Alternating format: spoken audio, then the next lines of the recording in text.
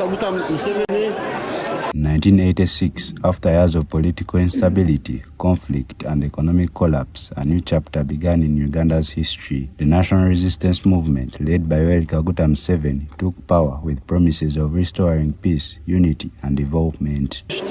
Without fear or favor, affection or ill will, so help me God. The early years were marked by one major achievement: peace and stability. Large parts of the country that had suffered from insurgencies gradually returned to normalcy. Roads once unsafe became secure, and communities began rebuilding their lives. The government also introduced a decentralized system, giving more power to local leaders and bringing services closer to the people. As the years progressed, the NRM focused on economic recovery. Inflation was controlled, and Uganda's economy began to grow steadily. Markets reopened, foreign investments trickled in, and sectors like agriculture, trade, and tourism slowly expanded. Programs like universal primary education and later universal secondary education widened access to schooling, giving millions of children a chance at education. In the health sector, Uganda gained international recognition for its fight against HIV/AIDS, reducing infection rates through awareness campaigns and community engagement. Infrastructure development also became a visible symbol of progress. New roads,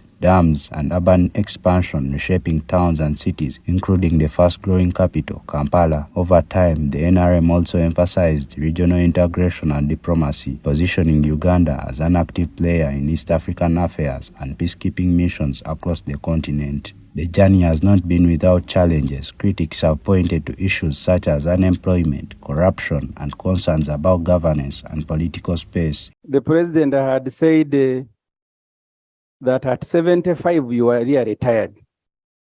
But since at 78 he is still able to deliver a State of Nation address, we need to thank him.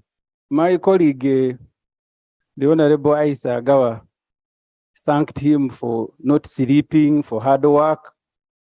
She forgot that the president has sacrificed his entire family. The wife is a minister for education. The son is a senior presidential advisor.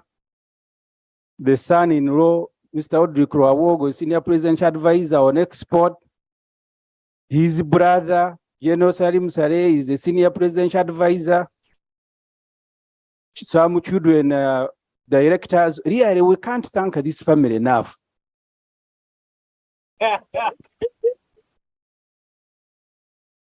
This kind of sacrifice, Mr. Speaker, our president is the only one who is doing this on the continent. You appoint your wife a minister, your brother a presidential advisor, your son a presidential advisor, your son. I need to be helped to understand whether nepotism has changed the definition, that you can staff your government with the family members, and then you walk to Parliament of Uganda representing all constituencies, and you still want to speak as a head of state.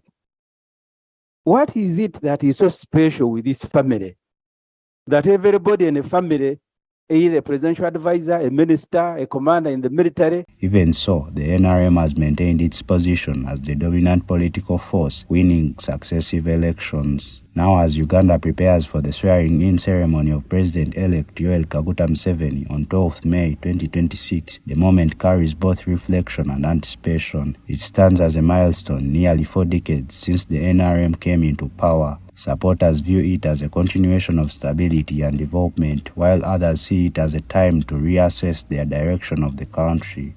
For many Ugandans, the story of NRM is deeply intertwined with their own lives, from the struggles of the past to the opportunities of today. Now, as the next term begins, the question remains: how will the next chapter build on this long and complex journey of Uganda, and whether the question of transition will be answered in the next 5 years? Musinwa Chalvin, reporting for Slough TV.